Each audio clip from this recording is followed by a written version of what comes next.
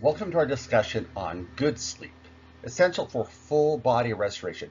Whatever we're doing in our clinical practice, whatever our specialty or subspecialty is, or whether we're just doing family practice in a more global sense, we need to make sure our patients are sleeping. If you look at the word restoration at the top of the slide, rest are the first four letters. So the most important fact is now we know what sheep do in order to fall asleep. They count people. Just a joke. So we count sheep, we count backwards from 100, or we say the alphabet backwards, or we do all these other little tricks to help us sleep. But the question is, what's the obstacle to our sleep? And we'll discuss that today. And also the consequence of what happens when we're not having a good night's sleep, both in quality and quantity. So many of you know I've been a naturopathic physician for 32 years, and my bio is available at TrueGen3, where I'm a chief clinical advisor.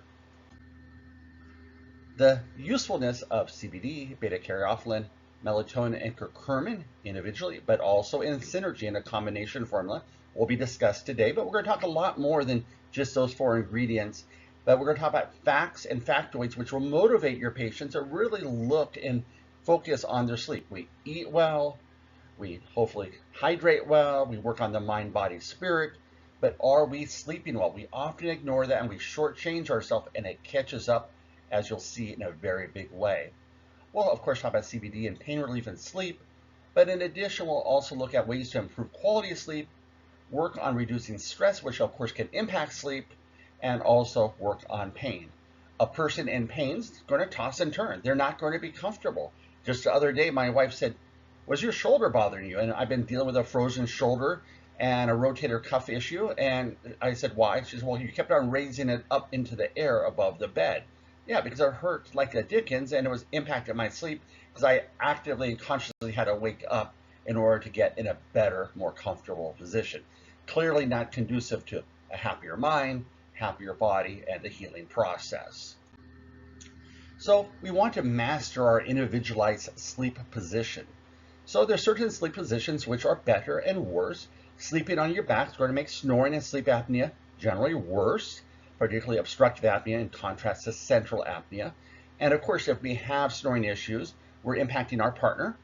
We're also further callousing the back of our throat. We're also, of course, with sleep apnea, becoming hypoxic. And we're going to discuss today how the brain needs a lot of oxygen. And if we're becoming hypoxic at night, what is that doing to our neurotransmitters? What is that doing to our central CPU, our brain, with our overall global health? Now, what's the best way to sleep? In the side position and mattresses and pillows, very personal preference. Now, they have shown that sleeping on the left side may be beneficial for pregnant women and those who experience acid reflux.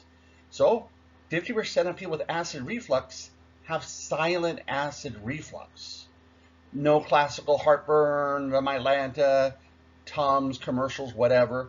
It's coming up, the acid, at the 1 to 2 pH, hopefully, and not the coming up, but where our pH should be in our stomach. And it's going to erode away those soft tissues, including in our pharynx, our tonsils, and our sinuses. So once again, looking at those symptom pictures and saying, I wonder what's going on. And clearly those tissues are not designed for a pH of 1 or 2. Sleeping on your right side has been associated with being better for some heart conditions. And of course, finding a position that allows you to sleep in a more pain-free environment, important. In addition, researchers have looked at, well, what's the best sleep position for draining our brain? We've heard about draining the swamp. Well, what about draining our brain? Well, throughout the day, of course, we do a little draining, thanks to gravity, 9.8 meters per second squared.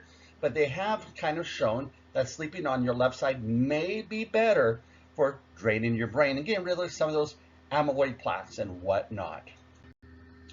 So when we're talking about amyloid plaques, so we got the normal brain, we got the Alzheimer's brain. Of course, we know there's tau tangles and amyloid plaques and a myriad of other things. It used to be, oh, well, it's just all amyloid plaques, or it used to be all neurofibrillary or fibrary tangles. But now we know it's much more complex than that. But can we actually drain our brain and get rid of toxins and pollutants? Because any cell in the human body, let alone a highly active metabolic tissue, is going to have waste products. Energy in, metabolism, waste products out.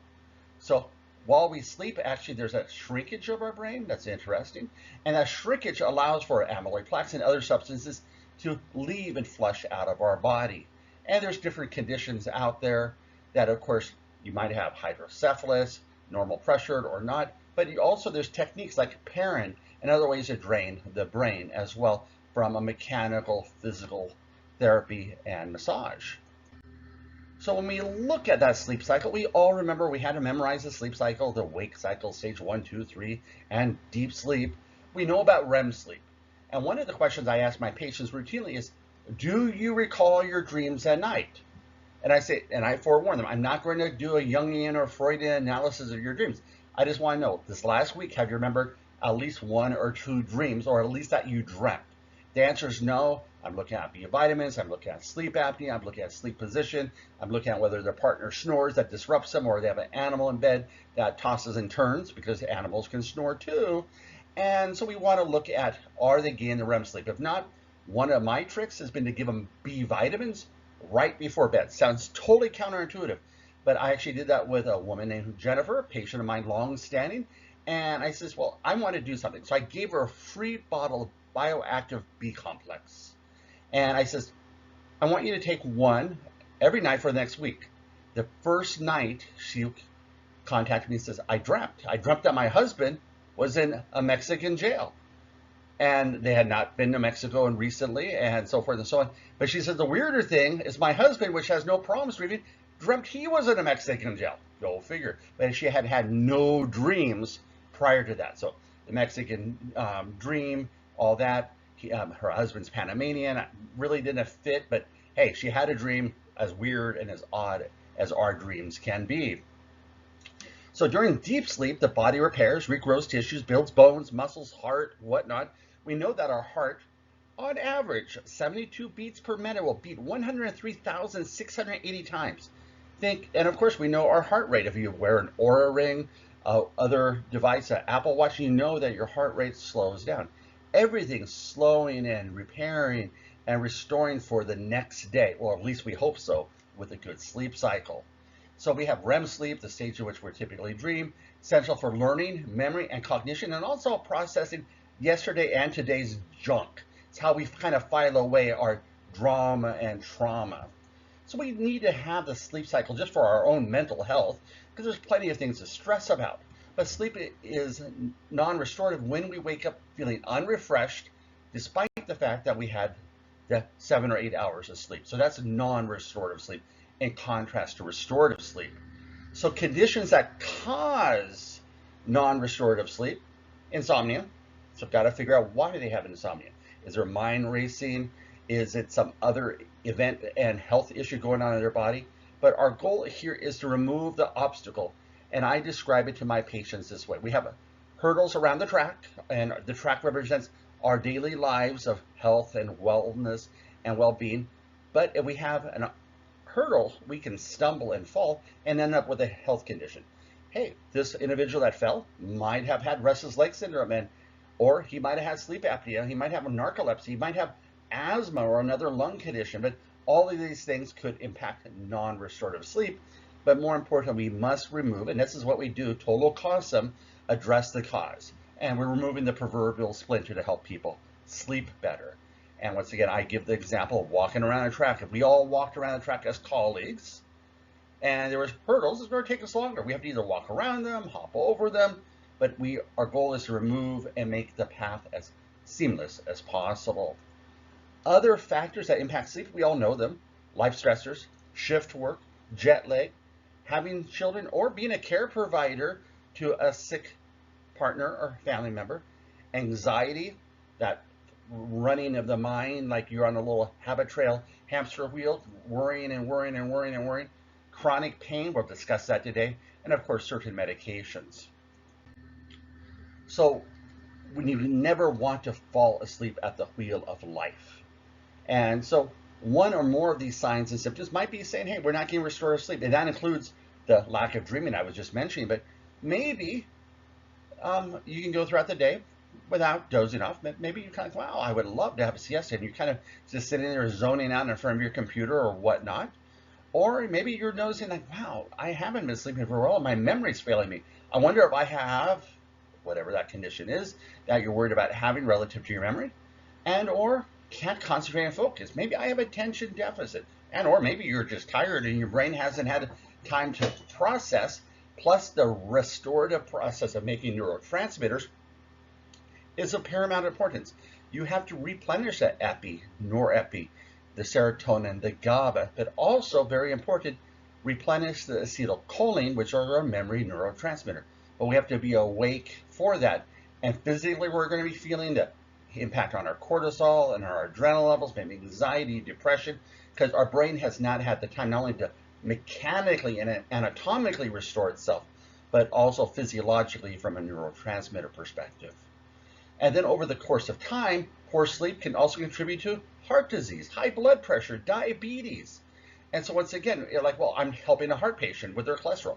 Well, how are you sleeping? So you got high blood pressure. I can tell you, before I knew I had high blood pressure, when I was a dean at the Naturopathic University from 1996 to 2003, I was 6'1", still am. I was under 200 pounds, wish I still was. And I had a blood pressure of 210 over 140 because I didn't know I had sleep apnea. I actually went down to 58% oxygen at night. Like, wow. No wonder it was harder work than I realized. So once again, addressing that, I didn't fit any of the criteria for classical obstructive sleep apnea. I was relatively thin for being 6'1". I was under 200 pounds. I was about $185, $190. But also, I did have a criteria. I had orthodontic work, and when I was a child, I was a mouth breather because I had terrible allergies and I got those lovely allergy shots. Those are criteria for sleep apnea. You can have thin people with sleep apnea, and you can have heavy people with no sleep apnea. So once again, playing detective, and that's what we do. Regular non-restorative sleep can affect our mental well-being, cause depression, anxiety, and whatnot. We know this. And in a study of 2,827 Chinese teens, there's a suggested link of not getting enough sleep and a lower quality of life. Yes, youth can have low quality of life from lack of sleep too. And if you deal with pediatrics at all, I know one of my family members, they actually had chronic tonsillitis, and it wasn't until one evening the parents checked on them and they found that they were kind of a blue tinge because their tonsils were kissing at night, tongue fell back, and they were going into severe apnea. So lo and behold, checking that even for kids with attention deficit, concentration, failure to thrive. Tonsils were removed for that individual because it was literally just choking the life out of him. And he gained 10 pounds in 1 month because even swallowing was hard for him. So there's a heavy brain price to pay for sleeplessness. 10 million new cases of dementia each year, not all due to sleep deprivation, but one new case every 3.2 seconds. And that's like, wow. And there's over 55 million people worldwide with dementia. So once again, protecting the brain. Remembering what Thomas Edison said, the prime function of the body is to carry around the mind. This number will, of course, double with, of course, of people aging, and also because we live in a toxic milieu. We're living in a toxic dump, and so we're having more and more challenges to the brain. You might recall that DDT, the pesticide that was hurting eagles and eggs and so forth, was banned in 1972, but still to this day, they find DDE, the metabolite of DDT, 3.8 times higher in Alzheimer's brains, even though it's been banned for a long time. So we also want to look at the fact that other countries are also now low and middle income countries that are rising up to become economic powers, but they're also seeing more dementia. Welcome to becoming westernized, and the fastest growth in the elderly population in China, India, and Southeast Asia. And so it's like, okay, we're going to have Western Pacific neighbors all potentially getting more dementia. And once again, sleep is critical for the healing process. So now let's share some factoids. I don't know about you, but I love factoids. Every time our heart beats, your arteries carry 20 to 25% of all the blood to your brain. But our brain only weighs 2 to 3% of our body weight. Every minute, 750 to 1,000 milliliters of blood flow through the brain. This is enough to fill a wine bottle, and heaven forbid, a bottle of soda, maybe the wine as well for that matter. Let's call it filtered still water or sparkling water bottle. There are 100 billion neurons in the brain. They say that we have about 86,400 brain cells that die on a daily basis, but thank goodness for neurogenesis. But neurogenesis requires what? Of course, good quality sleep, as well as oxygenation. So then, of course, we see the neuron branches out to 100 trillion plus trigger points. And this is what, of course, we know as the neuron forest. And there's some 100,000 miles of blood vessels in the brain. That is the distance around the world at the equator, almost 25,000 miles. Like, wow. And so it's like, okay, how many times around the earth can we go with our miles of blood vessels? 4 times in our brain? Adults who participate in mind-challenging activities were 63% less likely to develop dementia. And one of the exercises was playing Sudoku, that number game that you can get in little books or on the computer. The harder you think, the more oxygen and fuel your body will need from your blood, up to 50% more. So as you're cramming for exams or learning something, wow, or just stressed out or on a deadline, we are going to be looking at, hey, does my brain have the ability to get that much more oxygen from the heart, from the nitric oxide vasodilation, and of course from the ATP perspective, fueling that heart to beat that 103,680 times a day. And research has also shown that highly physically fit women are 90% less likely to develop dementia compared to women that were moderately physically active. So that fitness side of things. And there's even research out there that people that walk over 14,000 steps a day have more NAD. Well, NAD is critical for ATP and citric acid and electron transport chain. Also, of course, NAD is critical for what? Nitric oxide production. Well, ATP levels are dropping with age. Nitric oxide levels are dropping with age. We're going to learn later on, melatonin levels are dropping. So once again, that exercise is critical. So when we do that restoration, the first 4 layers of rest, we are actually helping support our hormonal well-being. And if you have apnea, guess what? Welcome to the world of higher risk of pregonadal senescence, adrenal insufficiency, because those adrenal glands are literally auto-suffocated at the throat lung area. And as a result, they're not getting perfused, they're being stressed, they're having an adrenaline dump because they're auto-suffocating. And we also look at musculoskeletal tightness, tight neck, tight jaw, onwards and onwards. And we also know that there's that Alzheimer's, high blood pressure, diabetes risk with poor sleep. And once again, pain is one of our biggest plagues when it comes to sleeping. Not being comfortable would be a light way of saying it, but a lot of patients are a lot more than uncomfortable. They're literally in pain, and that's impacting their sleep. And the lack of sleep is impacting their pain, as we'll find. So a pain in the sleep, patients who suffer from pain experience more sleep problems. And the ironic thing is getting enough shut-eye can improve the sleep. So it's like a vicious catch-22. All this person wants to do is sleep, but becoming uncomfortable and tossing and turning, disrupting the REM sleep, the deep sleep, the stage 1, 2, 3, and 4. And as a result, this is going to lead to hypoxia, lack of restoration, more inflammation, and it's going to intensify their pain and the greater level of disability. Now look at a chronic fatigue patient, for example. If they're not getting their sleep and they're already physically fatigued for a milieu of other reasons, once again, we've just had an aggravation here. So once again, getting that sleep dialed in is so vitally important. We'll talk about the details of that in a moment. So what about the endocannabinoid system? If you're familiar with the endocannabinoid system, some say cannabinoids, but I say endocannabinoid system. Well, then what you're going to talk about is Dr. Russo. Dr. Russo proposed 20 years ago almost now about the endocannabinoid deficiency. Just like we can get adrenal insufficient, why can't we get endocannabinoid insufficient? Because stress challenges the endocannabinoid system. They actually did a study of cosmonauts, and I've spoken about this in another lecture, and they found that their cortisol levels were just chill. They were as cool as a cucumber. But the endocannabinoid system compensated for the stress of being a cosmonaut in a gravity-free environment. So in one study, people who received 160 milligrams of CBD slept more and awakened less during sleep. That's a good thing. And another study found similar results when investigating the effects of CBD in 103 individuals, and that enhanced quality of sleep in 66.7% of participants. We all get to our brokenness and our current level of wellness on a unique individualized path. That as we go and recover on our wellness path, our brokenness path to getting to a non-well is also uniquely us. CBD works through the endocannabinoid system, which promotes restful sleep by regulating the internal body's clock.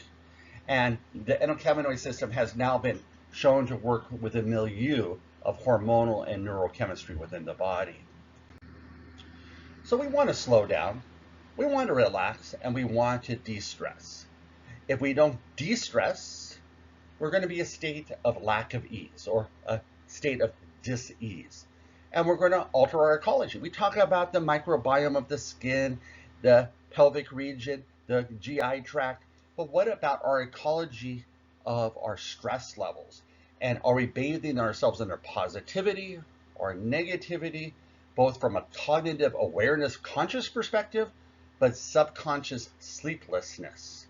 So CBD has been shown to soothe stress. In a double-blind study, 57 males were given oral CBD at a dose of 150, 300, or 600 milligrams for public speaking. We're all very familiar with this particular study, pretty high doses. But the reason they went high is A, when you're doing a study, you want some sort of results. But in addition, CBD is not well absorbed. But there's a delivery mechanism we're going to talk about, which allows up to 4.4 times better absorption. So we don't have to go for these astronomically large doses. It's better to start low and go slow because we're nurturing the receptors within the body. And another study looked at 300 milligrams of CBD and a significantly declined stress during a speech. And so once again, we want to conserve our energy, our vitality, our vis medicatrix naturae, our chi, our pre-heaven jing, whatever you want to call it. We need to conserve our essence. But if we're stressing, and welcome to the world, welcome to an election year, all of the above, we need to learn to de-stress. And part of that's sleep, but part of it's also working on our endocannabinoid system. And CBD, quality of life, sleep, and pain, we want to live life, but we don't want life to live us. One of the most interesting aspects of CBD is that it may support a healthy and normal pain response. In one study, 53% of 97 patients had reduced or eliminated opioid use within 8 weeks after beginning supplementation with a CBD-rich hemp extract. Once again, more than one of the cannabinoids. And once again, throwing in a terpene here and there is good too, whole plant medicine. Nearly all the patients who use CBD had improvement in quality of life. Wouldn't we all like an improvement in quality of life? And of course, sleep quality. Let's move on to beta-caryophyllene. Well, beta-caryophyllene is a terpene that governs the activation of one of two primary receptors in the endocannabinoid system, but it's also found in lavender. Today, I went to the store, picked up some Epsom salts for my adult son, which had actually injured himself working very hard, physical labor. And so, lo and behold, there's even lavender and Epsom salts. They know it's calming, it's soothing. Once again, that is part of beta-caryophyllene. These terpenes are ubiquitous in our environment, and this is why herbal medicine has worked for the generations over the millennia. The beta-caryophyllene, the BCP, promotes a healthy inflammatory response and pain response. It's also an antioxidant. It also calms and promotes relaxation and sleep. That's why we like lavender. But once again, in a good hemp-derived product, you're going to have some beta-caryophyllene to also do some of the lifting as well on the endocannabinoid system. When we move to melatonin, we all know about the sleep-wake cycle. We all know it. We suffer from it when we have time changes with daylight savings, unless you're in one of those lucky states that doesn't change the clock based on daylight savings. But we know that with aging and disease and exposure to light and problems with melatonin receptors, all these things impact our melatonin. But what's interesting is melatonin is, of course, critical for the way in which we perceive pain. There's also a peer-reviewed journal article, which I'll be more than glad to share with anybody in the audience, about how melatonin also helps with the inflammatory cytokine pathway, and that article actually came out. It's on PubMed. If you type in melatonin cytokines, it's a very compelling article. And what's one of our big issues with aging and pain? Aging. And so once again, melatonin helps there as well. Now, what's interesting is that we're not sleeping, we're not restoring our serotonin, and serotonin is a precursor through acetyl serotonin to make melatonin. And so once again, we're short-circuiting ourselves all the way along in that circadian rhythm is so integral. We're always doing a dance with homeostasis and allostatic load. But then we also have the dance between our adrenal glands and cortisol production, which picks up around 4 or 5 o'clock. And we know we like to, if we're doing a one-time draw on cortisol, which is usually not very effective because you have to drive to the place to have your blood draw, and that alters your cortisol levels. But what's interesting is as melatonin levels drop, cortisol picks up, and there's that dance. And what the research has shown that 5 milligrams of melatonin significantly enhanced sleep efficacy and efficiency during the day and night cycle. And melatonin accomplishes by lengthening the duration of stage 2 non-rapid eye movement sleep and slightly reduces the amount of wakefulness during the night. But it's also offering the inflammatory, the antioxidant properties, and is working in unison. Nothing in our body, and we all know this as functional medicine providers, works in isolation. It's always working in concert. So melatonin has been shown to help with circadian rhythm and double-blind studies. It's been shown to help with it also in individuals which are literally legally blind. So once again, they don't have that cycle of light dark, but it still has been shown that. And what's interesting is delayed sleep phase wake cycles has been helpful for that, reducing the time it takes for falling asleep, especially in older individuals. And we know what happens with aging. Well, I'll show you that slide. It's dramatic jet lag and also shift work. And we know shift work does what? All things being equal, it shortens a person's life. And that's once again in the peer review literature. So non-sleep benefits, antioxidant, healthy aging. As I mentioned, a study that came out during the COVID era on cytokine storms and melatonin, but also immune function and defending against metabolic disorders.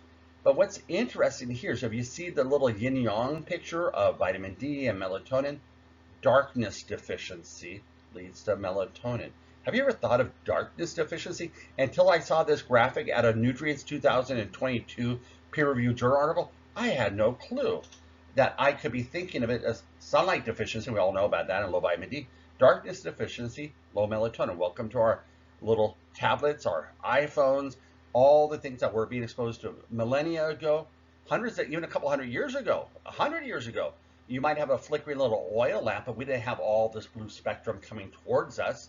But now we look at the graphic, once again, from Nutrients 2022, we can see babies sleep like babies. Newborns produce minimal amount of melatonin, but melatonin peaks in early childhood. But once again, there's some oxytocin and other things playing with newborns and their sleep patterns. And then puberty occurs, and guess what? We become night owls and start annoying our parents as teenagers for lots of reasons probably. And melatonin continues to decline with the middle age, and then with the elderly population, there's negligible amounts. And once again, it's not just for sleep, it has so many other benefits. So when we look at curcumin, it protects against lack of sleep. When used together with CBD, beta-caryophyllene, melatonin, curcumin, it works in a synergistic fashion.